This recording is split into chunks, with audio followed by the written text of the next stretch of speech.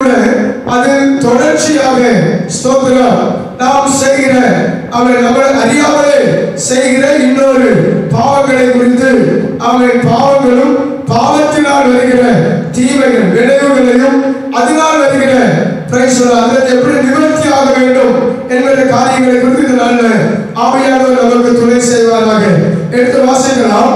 நீதிமொழிகள் புஸ்தகம் 24வது அதிகாரம். நீதிமொழிகள் 24 9வது வசனத்தை வாசியுங்கள். 24:9. தீய நோக்கம் பாவமா,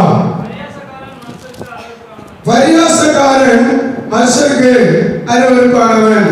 இன்னொன்று, அவன் நாம் செய்யக்கூடிய ஒரு சிறிய பாவம் என்னவென்று சொன்னால் தீய நோக்கம் பாவமா. கர்த்தருக்கு ஸ்தோத்திரம். அல்லேலூயா. அவர் தீய பார்வை. அவன் கர்த்தருக்கு ஸ்தோத்திரம். ரெண்டு விதமான நோக்கம். ஒன்று நல்ல நோக்கம், இன்னொன்று கெட்ட நோக்கம். நம்முடைய இதயத்தின் நோக்கங்களை அவன் நோக்கம் அப்படின்னு சொன்னா இதயத்தின் நினைவு என்று வேதம் சொல்கிறது. ஆண்டவர் நம்முடைய இதயத்தின் நினைவுகளை ஆராய்ந்து அறிகிறவராக இருக்கிறார். நம்ம என்ன விதமாக யோசிக்கிறோம்? நல்லதை யோசித்தால் நல்லதை ஆண்டவர் வாழ்க்கையில செய்கிறார். கெட்ட காரியங்களை யோசிப்போம் என்று சொன்னால் அந்த கெட்ட காரியங்கள் மாத்திரமே நடைபெறுகிறது. சொல்றோம், நம்முடைய பார்க்கிற பார்வை இன்னைக்கு நன்மைக்கு ஏதுவான பார்வையா இருக்கிறதா, தீமைக்கு ஏதுவான பார்வையா இருக்கிறதா? முதல்ல பாவம் எங்க உருவாகிறது அப்படின்னு வேதத்தை நம்ம சற்று பார்த்தோம் என்று சொன்னால் பாவம் உருவாகிற இடமே கண்கள் தான். கண்கள் தான் பாவம் உருவாக்குறது. இச்சை கர்ப்பம் தரிக்கிறது. கர்ப்பம் தரித்த பிறகு பாவத்தை பிறப்பிக்கிறது. பாவம் பூரணமாகும் பொழுது அது மரணத்தை பிறப்பிக்கிறதா இருக்கிறது. அப்போ ஒரு மனுஷனுடைய வாழ்க்கையில கண்ணு ரொம்ப முக்கியமாய் இருக்கிறது. கர்த்தருக்கு ஸ்தோத்திரம்.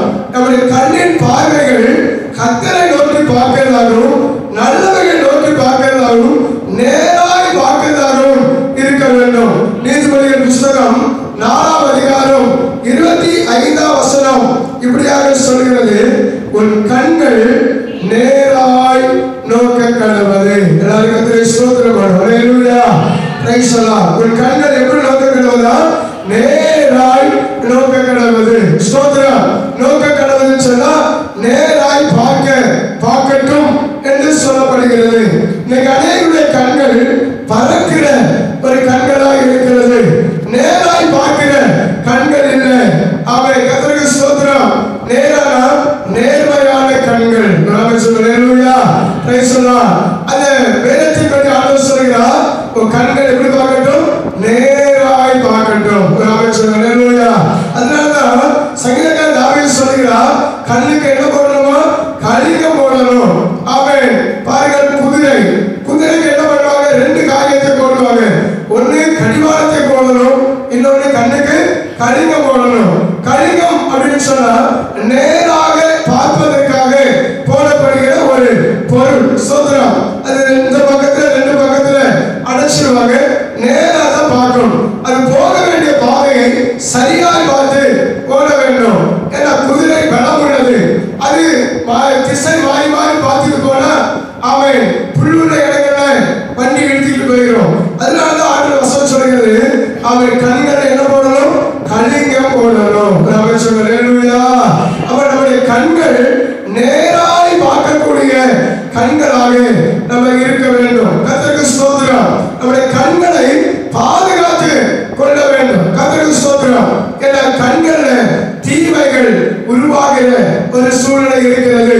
பழைய காலத்துல அவன் மனிதர்கள் பரிசுத்தமாய் வாழ்வதற்கு அநேக வாய்ப்புகள் இருந்தது. ஏன்னா அன்னைக்கு பாவம் கிடையாது. ஸ்தோத்திரம். பாவம் செய்யக்கூடிய சூழ்நிலைகள் கிடையாது. ஆனா இன்னைக்கு அப்படி இல்லை. கைக்குள்ள உலகம். நீங்க எங்க இருக்கு? உலகம் எங்க இருக்கு? சத்தமா சொல்லுங்க. உலகம் எங்க இருக்கு? அதோ உலகம் எங்க இருக்கு? கைக்குள்ள இருக்கு. ஸ்தோத்திரம். இன்னைக்கு சாதா மொபைல் யாரும் பயன்படுத்துவதில்லை. எல்லாரும் என்ன பயன்படுத்துறாங்க? டச். எல்லாரும் டச் மொபைல் தான் பயன்படுத்துறோம். டச் மொபைல் பயன்படுத்துறவங்களுக்கு அவன் சரியான செல்ஃப் கண்ட்ரோல் இல்லைன்னு சொன்னா அது என்ன பண்ணும்? வேற விதமா தட்டி கொண்டு போய். அல்லேலூயா. Praise the Lord. முதலாவது நம்முடைய முழு நேரத்தையும் அது க்ளோஸ் பண்ணிடும். ஸ்தோத்திரம். முதல்ல ஒரு சிறிய கேம்ல தான் ஆரம்பிக்கும். ஆமென். நான் கேம் தான் விளையாடுறேன். இப்ப கேம்ல ஆரம்பிச்சு எங்க போச்சு? அப்படியே கூகுளுக்குள்ள போச்சு. கூகுள்ல ஆரம்பிச்சு யூடியூப்ல போச்சு. இப்ப அதுல பேஸ்புக்ல போச்சு. இப்ப நாடு கடந்து ஆமென் நாடு விட்டு நாடு பறக்க ஆரம்பித்து கொண்டு இருக்கிறோம். ராமேஸ்வரா இருக்கிற இடத்துல இருந்து ஆமென் எந்த நாட்டோடையும் தொடர்பு கொள்ளலாம், யாரோடையும் பேசலாம். பேசலாம். நண்பர சகோதர சகோதரியே, அவன் கலைஞர் வீடுல எல்லா வீட்டுக்கும் ஒரு டிவியை கொடுத்து பிரைஸ்லாம் கர்த்தருக்கு ஸ்தோத்திரம் எல்லாரும் சோதனையா இருக்க வேண்டிய ஒரு சூழ்நிலை உருவாக்கி விட்டார். ஸ்தோத்திரம். எல்லா வீட்லயும் அப்படி ஒரு சூழ்நிலை உண்டாகிவிட்டது. பழைய காலத்துல பாத்தீங்கன்னா கண்கள்ல அவ்வளவா பாவங்கள் உண்டாக்கப்படவில்லை. அதனால நிறைய பேர் நல்ல கண்ணு சுத்தமா இருந்துச்சு. நிறைய பேர் கண்ணாடி போடாம அவன் சுத்தி கொண்டிருந்தார்கள். ஆனா இன்னைக்கு 3 வயசு பையன் முதற்கொண்டு 60 வயசு கிளம்ப வரைக்கும் கண்ணாடி போடக்கூடிய ஒரு சூழ்நிலை உருவாகி கொண்டிருக்கிறது. காரணம் என்ன? ஒன்று டிவி, இன்னொன்று செல்போன். செல்போன அதிக நேரம் பார்த்து சொன்னா கண்ணுல வைரஸ் உருவாகும், கண்ணுல கேன்சர் வர்றதுக்கும் வாய்ப்பு இருக்கிறது என்று விஞ்ஞானிகள் சொல்லுகிறார்கள். ஸ்தோத்திரம். இரண்டாவது கண்ணு எப்போ கெடுமனா அதிக நேரம் தூக்கம் கெடும்போது கண்ணு என்ன செய்யும்? கெட்டு போய். ஸ்தோத்திரம். சிலர் இரவு முழுவதும் விழித்திருப்பார்கள், பகல் முழுவதும் என்ன செய்வாங்க? தூங்குவாங்க. அதுவும் கண்ணுக்கு கேடுதான். அப்படிப்பட்ட சூழ்நிலைக்கும் கண்ணு என்ன செய்யும்? கெட்டு போகிறதா இருக்கிறது. வேதத்துக்குள்ள கடந்து வருகிறோம். உன் கண்கள் எப்படி நோக்கணும்? ஏதாவது சொல்ல, கண் எப்படி நோக்கணும்? நேரா பார்க்கணும். ஸ்தோத்திரம். நேரா பார்க்கும் பொழுதுதான் ஆசீர்வாதங்கள் வருகிறது. வேதம் சொல்கிறது, அவன் வானத்தையும் பூமியையும் உண்டாக்கின கர்த்தரிடத்துக்கு என் கண்களை ஏறெடுக்கிறேன். ஸ்தோத்திரம். எனக்கு கொஞ்சம் ஆசை வரும், பருவத்துக்கு நேராய் என் கண்களை ஏறெடுக்கிறேன் என்று கர்த்தருடைய வேதம் நமக்கு சொல்லுகிறேன். இன்னொரு காரியத்தை சொல்லுகிறேன்.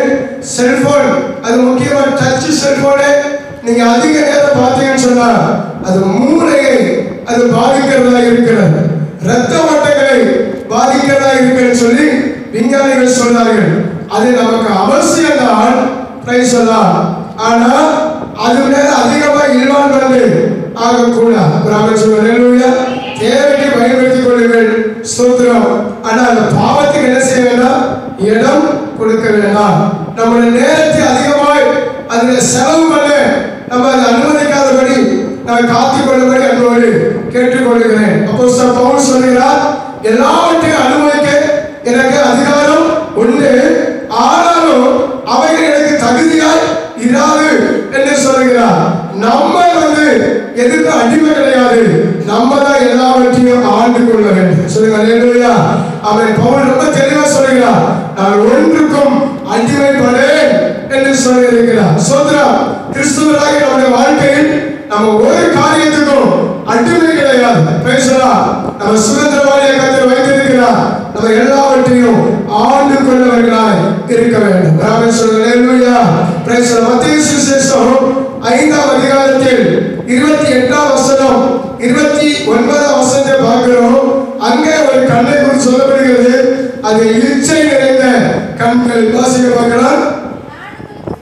நான் உங்களுக்கு சொல்லுகிறேன், ஒரு ஸ்திரீயை இச்சையோடு பார்க்கிற எவரும் இருதயத்தில் அவளோடு கூட விபச்சாரம் செய்தாயிற்று. உன் வலது கண் உனக்கு இடது உண்டாக்கினால் அதை பிடிங்கி எரிந்துவிடு. கடுமையான ஒரு உபதேசத்தை ஆண்டவர் மலை பிரசங்கத்தை சொல்லியிருக்கிறார். உன் கண் உனக்கு இடது உண்டு போனா உன் கண்ணை பிடிக்க போடு. உன் கால் உனக்கு இடது உண்டு போனா உன் காலை வெட்டி போடு. உன் கை உனக்கு இடது உண்டு போனா உன் கை எடுத்து தரித்து போடு. ஏன்னா ஆண்டவர் கடுமையான ஒரு சட்டத்தை அங்க வைத்திருக்கிறார். இப்படி சொன்னாவது அவன் பாவத்தை விட்டு விலகி இருப்பாங்களா? எங்க தண்டனை அதிகமா இருக்கிறதோ அங்க பாவம் என்ன செய்யும்? குறையும். பாருங்க, ஈரான், ஈராக் இதே போல நாடுகள்ல சினிமாவில் நடிக்கிறது யாரு தெரியுமா? சிறு பிள்ளைகள் கதாபாத்திரம். சோத்ரம். வாலிப பிள்ளைகள் அல்லது வாலிபர்கள் நடிக்கக்கூடாது. சோத்ரம். அந்த தேசத்தின் சட்டம் எப்படின்னு சொன்னா, அவன் அலங்கோலமாய் யாராவது ட்ரெஸ் பண்ணாங்கன்னு சொன்னா உடனே அவங்களுக்கு தண்டனை கொடுக்கப்படும். பெண்களா இருந்தாலும் சரி, ஆண்களா இருந்தாலும் சரி. அந்த தேசத்துக்கு ஒரு ஒழுங்கு இருக்கிறது. அந்த ஒழுங்கின் தான் அவங்க ட்ரெஸ்ஸை மாத்தணும். ஆனா இன்னைக்கு இந்தியா, தமிழ்நாடு, அவன் நம்மளும் ஒரு காலத்துல கட்டுப்பாடுதான் இருந்தோம். இந்தியாவுக்கு ஒரு ட்ரெஸ் இருக்கிறது, தமிழ்நாட்டுக்கு ஒரு ட்ரெஸ் இருக்கிறது. முக்கியமா பார்த்தா நம்முடைய இந்தியா தேசம் ஒரு நல்ல சொர்க்க பூமின்னு தான் சொல்ல முடியும். அவன் ஒவ்வொரு மாநிலத்துக்கும் ஒவ்வொரு கலாச்சாரங்கள், மேன்மையான கலாச்சாரங்கள், அப்படிப்பட்ட காரியங்கள் இருக்கிறது. ஆனா இன்னைக்கு பொருளாதார பிசாசானவன் மேல்நாட்டு கலாச்சாரங்களை உள்ளே கொண்டு வந்து விட்டார். மேல்நாட்டு கலாச்சாரம் என்ன? நிர்வாணமாக்குகிறான் மேல்நாட்டினுடைய கலாச்சாரம். ஒரு அமைச்சர் மனுஷனுடைய நிர்வாணங்களை வெளியே தெரியப்படுவதுதான் பிசாசினுடைய கிரியை. ஆனா இன்னைக்கு இப்படிப்பட்ட கலாச்சாரங்கள் நம்முடைய தேசத்துக்குள்ளாக அதிகமாய் வந்து கொண்டு இருக்கிறது. நம்ம இதுக்காக அதிகமாக ஜெபிக்க வேண்டும். ஒரு ஸ்திரியை பார்க்கும் பொழுது இச்சையோடு பார்க்க கூடாது என்று வேதம் சொல்லுகிறது. நல்ல அருமையா சேலை கட்டி நல்ல அழகாக வந்தாங்கன்னு சொன்னா எந்த வாலிப பையனும் இச்சையா பார்க்க மாட்டான். ஆனா அலங்கோலமா வந்தா என்ன செய்வாங்க? அவங்களுடைய கண்கள் சொல்லுங்க, கண்ணு என்ன செய்யும்? இச்சையா பார்க்கத்தான் செய்யும். நம்ம நாட்டிலையும் அப்படி ஒரு சட்டம் வரும்படியா நம்ம ஜெபிக்கிறோம். அலங்கோலமான, அங்கவீனமான, மோசமான ட்ரெஸ் போடாதபடி அப்படி போட்டா போலீஸ்காரங்க அவன் லத்தி எடுத்து சாத்தணும். அப்படிப்பட்ட ஒரு சட்டம் நம்ம தேசத்துல வந்தா நம்ம தேசம் ஆசீர்வதிக்கப்பட்ட தேசமா இருக்கும். எல்லாருக்கும் ஸ்தோத்திரம் பண்ணுவாங்க. எல்லாருக்கும் ஸ்தோத்திரம். அல்லேலூயா. வேத அழகா சொல்லுகிறது பாருங்கள். பிரைஸ் சொல்லலாம். யாரை என்ன செய்யக்கூடாதுன்னா இச்சையோடு பார்க்கக்கூடாது. இந்த வசனம் ஆண்களுக்கு மாத்திரமில்லை, பெண்களுக்கும் இது பொருந்துகிறதா இருக்கிறது. ஸ்தோத்திரம். அவங்க இச்சையோடு பார்க்கிறாங்களா, சரியா பார்க்கிறாங்க, அவங்களுக்கு மாத்திரமே தெரிந்த ஒரு காரியம். சொல்லுங்க அல்லேலூயா. ஒண்ணு அவங்களுக்கு தெரியும், இல்லைன்னா அவங்களை உண்டு பண்ண ஆண்டவருக்கு தெரியும், கொள்ளாத பிசாசுக்கும் தெரியும். ஏன்னா இச்சையோடு பார்க்கும்போது இச்சை ஆட்டோமேட்டிக்கா என்ன செய்வோம்? உள்ள போய் கற்பம் தெரிக்கும். சொல்றோம், கற்பம் ரொம்ப நாளைக்கு இருக்காது, ஒரு குறிப்பிட்ட காலம் வரைக்கும் தான் இருக்கும். அதுக்கப்புறமா ஆட்டோமேட்டிக்கா பாவம் அவரை மரணத்தை பெருப்பிக்கும். கர்த்தருக்கு ஸ்தோத்திரம்.